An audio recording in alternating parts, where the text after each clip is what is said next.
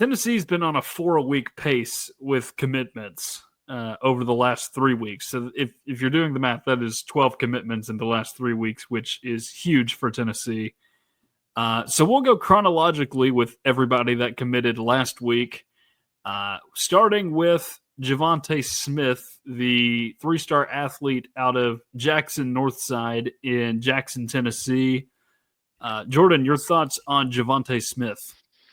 I mean, like a 3-star cornerback. I mean, you're not expecting too much from him. But I mean, it's hard to say with cornerbacks, I feel like, because you only see their best plays on film. You're not seeing the plays where they're getting burnt or giving up passes and everything like that. But he seems like a solid player overall. Like decent size at 6 foot. I mean, if his height's true, I mean, he will need to gain some weight and everything. But he had other SEC offers and everything. And, like Tennessee needs some more depth in the defensive backfield. So, and I feel like that's something Tennessee's been doing really good this offseason of recruiting. I mean, getting all these offensive linemen, getting these defensive backs. It seems like Tennessee is really pushing hard to fill the gaps that they have in their roster. And I'll take as many defensive backs as we can get, to be honest.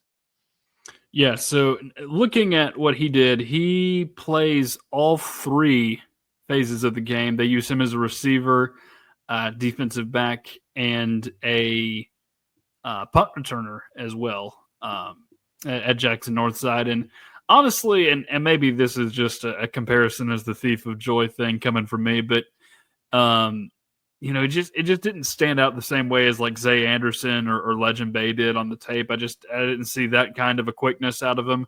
I'm not sure if Tennessee is trying to use him as a receiver or a defensive back because he can play both positions, and many of his highlight reel plays were touchdowns.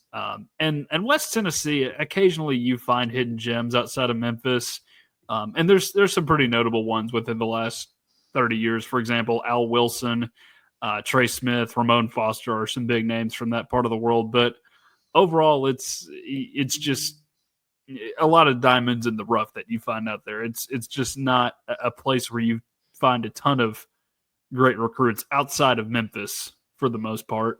Yeah, and then even with Memphis too, Tennessee's always had to compete with Ole Miss on that front as well, which is difficult because it's right there on the border.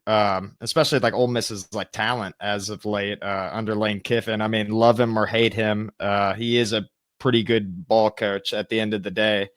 But yeah, it's good to see more recruits coming out of the state of Tennessee. I've seen a growth pretty significantly. Since I've started keeping up with football, with Tennessee players or Tennessee high school players coming out and, making a name for themselves. Like we saw with Clemson's tight end last year, Bringing Stool and everything. There's a lot more talent coming around. Even Texas A&M's quarterback, Marcel Reed, he's an NBA player. So we're starting to see more talent come out of the Tennessee area. But yeah, it's always good when you get one of your guys from your own state. Yeah. So I believe Arkansas, Missouri, and West Virginia were the other 3 battling for him. So Tennessee, pretty clearly the best choice of those 3. Maybe you can make an argument for Arkansas, but I wouldn't right now, just with, the fact that they've kind of been down for 13 or 14 years now, just since the whole motorcycle incident happened. But that was Tennessee's first commitment of the week, Javonte Smith. Up next, you had linebacker Braden Rouse, 4-star. I believe this was the same day, just later. And this one got me feeling pretty excited, I got to say. He plays 4 different positions at Cal High School. He plays receiver, tight end, linebacker, and safety. Of course, a couple of those are really hybrids of each other, but still very impressive athletically. Tri-sport athlete, plays football, plays basketball, and runs track. So you got those elements to his game that he features just from some of the other sports. And I think that's one thing that's good about some of these guys playing multiple sports is certain things translate to the others. when you play them. Jordan, your initial thoughts on Braden Rouse? Well, I mean, I'm pretty excited, to be honest. I mean, when I saw how many positions that he played, I mean, like, even if he couldn't get it done at linebacker, which I mean, I think he very well could, I mean, you could plug him into other places. I mean, he could be a good special teams player. I mean, the fact that he could even line up at safety is something to be excited about as well. And then, like, watching his highlights, I mean, he had pretty decent plays from the tight end position as well. I mean, he seems like a very athletic player. And I mean, it you can tell by the offers that he have. I mean, on here it says Michigan, Texas, Alabama. I mean, I'm pretty excited to see what he can do for the Volunteers. And we've talked about it before. Tennessee has struggled at times with their linebacker play, or maybe struggles not the right term, but I mean, Tennessee hasn't had as many good linebackers as we've seen in years past. So it's pretty exciting to see another 4-star come in. I mean, and he's the number 4 linebacker in the class of 2026, according to 24/7. And, I mean, I feel like his athleticism goes a long way. And I've noticed a trend with Tennessee as of late. Like you mentioned, multi-sport athlete. I mean, seemingly, these, at least for like the past couple of the weeks, the recruits Tennessee's gotten, it's seemingly all of them have played multiple sports. Even like some of the offensive linemen have, thrown discus and things like that. So you'd love to see that from these players. And like I said, the fact that he can play multiple positions, I mean, I feel like it's got to get you excited if you're a Vols fan. Yeah, I think that's one to really be excited about, just the fact that he can play multiple positions. And he comes in as a multi-sport athlete and has all those different skills that he's acquired from those different sports. There's a lot to look at, obviously, in the highlight reel. A lot of touchdown catches, but also a lot of nice plays on defense.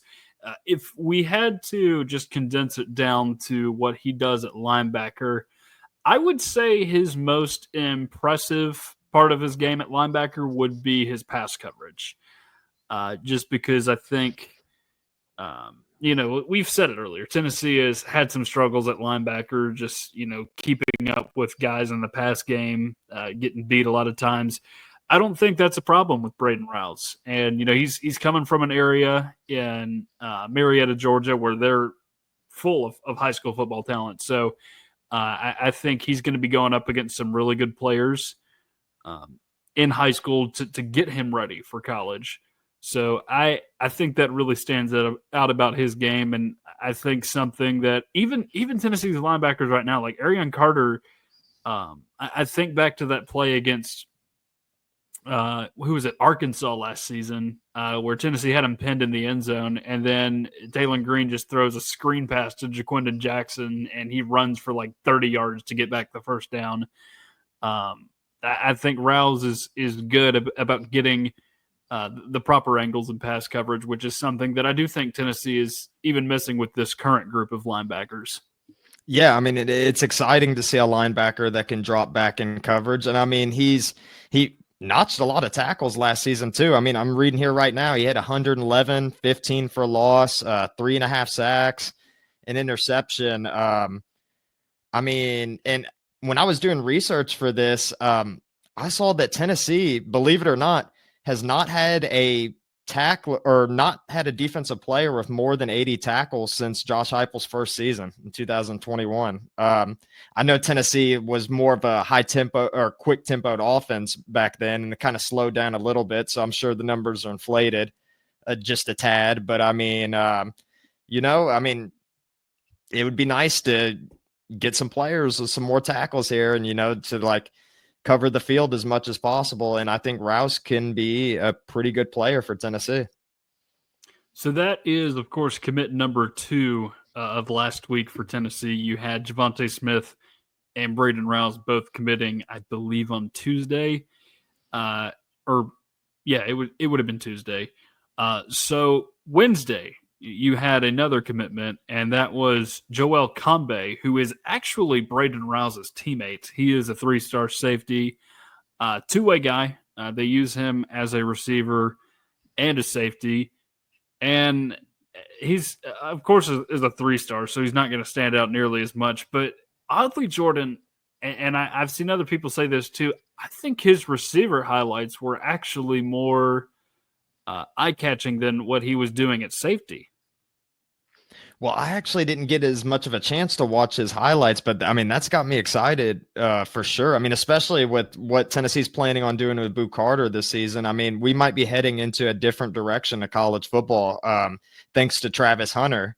Might be seeing more players playing both ways. And I mean, like, it's pretty good when you have players that can play multiple positions, like Combe, like Rouse. It's good to see. And also, too, I mean, I think this is the third tandem of teammates that Tennessee's had because TJ White and Albert played together at Jackson Academy. You got Gabriel Asinda and Jermaine Theodore. Yeah. I'm almost wondering if Josh Heupel's just trying to build a little bit of chemistry here before they even get to Tennessee. Yeah, I think that helps out a lot by assembling teammates together, and that would I think too. Combe transferred in. Either Yes. Rouse or Combe transferred in to Kell this year. That's the high school they go to in Marietta. But yes, they are teammates. They'll be getting work in together. So it'll be fun to watch them play a little bit. It'll be fun to follow some of these guys just that they happen to play for the same team. And, it makes it a little bit easier for us just to scout during high school football season, I guess, just see what Tennessee is getting with them. But that's about all I got on Joel Combe. Again, not nearly as much to go through there, but still a pretty good get for Tennessee. All right, so that is 3 of the 4. And then finally on Friday, 4-star offensive lineman J.B. Shabazz committed to Tennessee. He is an offensive tackle out of North Carolina, Winston-Salem area. I believe Kernersville is where he's from. And, of course, that is within the same neck of the woods as where both Hendon Hooker and Faison Brandon went to high school. They're out in Greensboro, so it's a little bit further away, but still same area. Another important commitment out of North Carolina for Tennessee. Jordan, your initial thoughts on J.B. Shabazz? I mean, I'm excited. I mean, I feel like offensive linemen, very underrated. They don't have all the spotlight on them. Not all of their stats get tracked. But I mean, I would argue that offensive line is the most important thing outside of a good starting quarterback when it comes to football. And I mean, Tennessee hasn't had the best offensive line in recent years. And I mean, and in his size too. I mean, 6'6", 315. Like, I don't know where Tennessee's finding these guys. I mean, not all of them have panned out, but seemingly, I mean, Tennessee's offensive line has been huge the past couple of years. I mean, you see a lot of 6'6", 6'7", like 330-pound people. I mean, some absolute bruisers out here. And you only imagine that he's going to get stronger. He's going to shed off some of that body fat and replace it with muscle.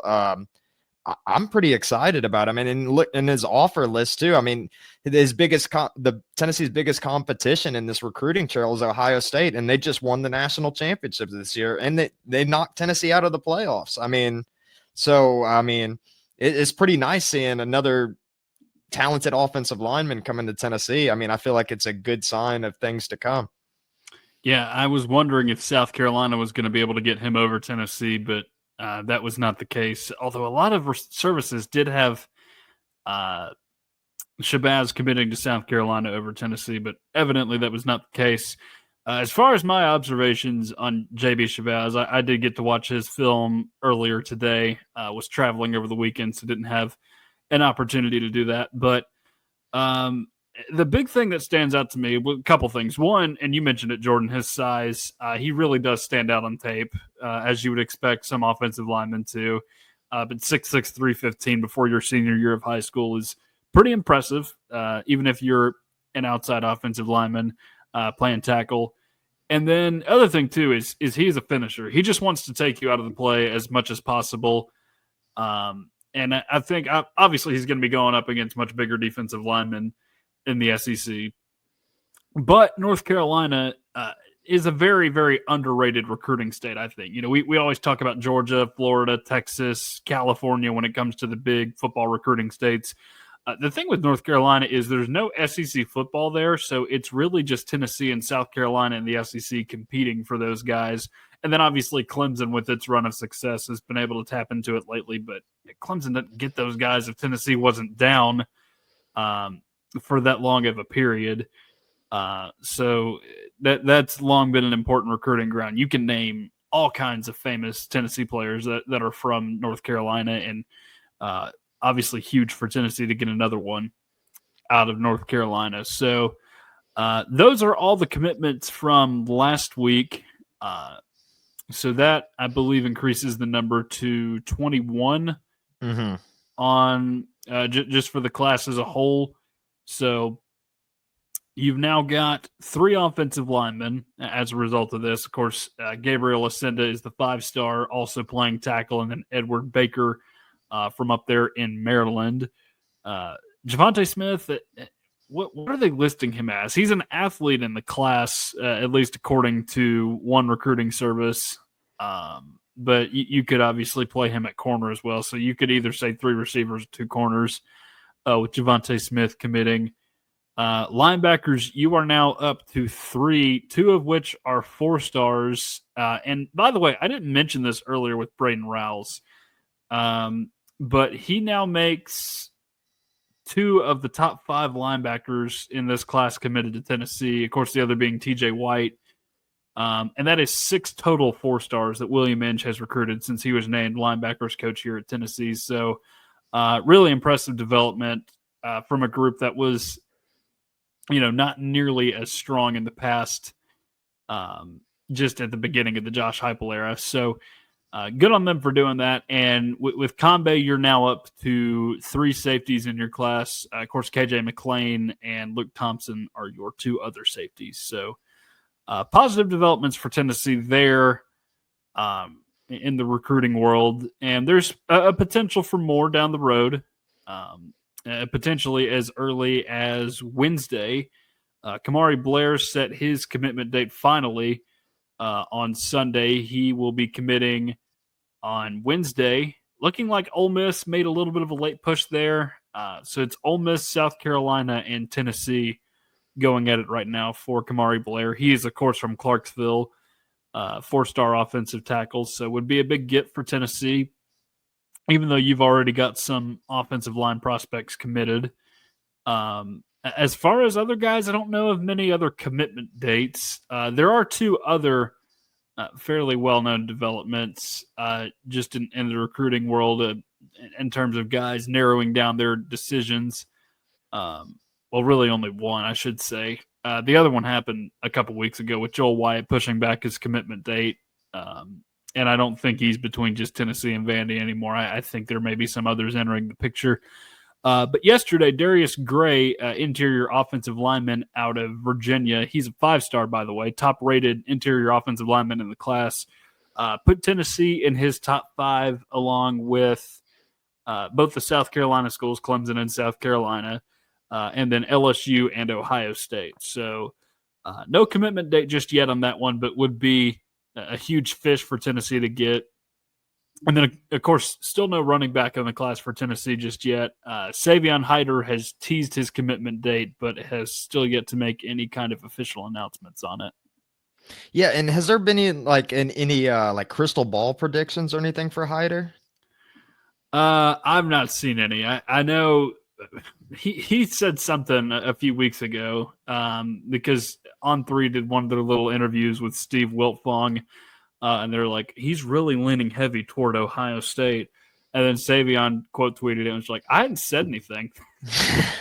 Like, quit making stuff up about me. I haven't said anything. That's pretty funny. One more thing on recruiting before we jump over to SEC media days to end the show. Both Faison Brandon and Tristan Keys have lost their 5th stars. Obviously, Tristan Keys is committed to LSU, but he is dabbling with some other options. Of course, he signed that big check with Adidas a few weeks ago, so it would make sense if Miami and Texas A&M were to enter the picture, and then, of course, if Tennessee moves over to Adidas, potentially Tennessee. But Faison did lose his 5th star as well. And someone mentioned this in my replies. It could be true. It may just be the fact that On3 and Rivals have merged, so they're just averaging out everything just between the services. But is this a trend that has just been going on for a while? Is it worrying at all to you, Jordan? I mean, I'm not overly worried about the fact that these guys are going to struggle now because they're 4 stars instead of 5 stars, but it just feels like every single time you see a big-time kid commit to Tennessee, just here recently, other than Gabriel Ascenda, they commit as a 5-star, and then, 8 months pass, and then the services are like, you know what, we'll take that star away from him. Well, honestly, when I saw the news that he got dropped down to a 4-star, I mean, I wasn't surprised at all because, like you said, seemingly every time Tennessee gets a 5-star recruit, they end up dropping down. Like, I'm pretty sure Nico was the #1 player in the nation at one point, and didn't they drop him down as well? Like, he remained as a 5-star, but they dropped him down so he wouldn't be #1 anymore. I mean, I don't know if there's any kind of bias going on behind the scenes, but I mean, it seems like every time Tennessee gets a big time recruit, they want to knock them down a peg. And you mentioned with Tristan Keys too. I mean, he's signing the deal at Adidas. He's still keeping his recruiting open, even though he's committed to LSU. I mean, is there kind of rumblings behind the scene that he might be going to Tennessee, and that's why they dropped him down to a 4-star? I mean, I don't know. Yeah, I mean, we can get into the conspiracy theories all we want, but I was kind of surprised when I saw that today because ESPN Rivals / On3 released its top however many prospects, and I noticed they left the star out, and I was just like, really? They're already doing this? He hasn't even flipped just yet, and they're already taking the star away? That's how this works? Well, I'll say, like, with Rivals and ESPN specifically, I feel like they've lost, or especially the ESPN too, like, I've lost credibility in years past. I mean, honestly, when I'm checking up with the recruiting and everything, I mean, I'm pretty much a 24/7 guy a lot of the time. Like, I feel like they tend to be more accurate, or maybe that I'm just saying that because they rate Tennessee players higher. But I mean, I don't know. I'm not too shocked about this. And to answer your question, because I guess I think I forgot to do so. I'm not really concerned at all about them or Brandon dropping in the ranking, because at the end of the day, I mean, it doesn't matter what you did in high school. I mean, how many of these 5-stars have we seen fizzle out and never live up to their potential? I mean, even us as like following Tennessee, I mean, we've seen it firsthand with several recruits in the past. So I mean, like, I'm not too concerned about it. It just matters what you do when you get on campus. And I mean,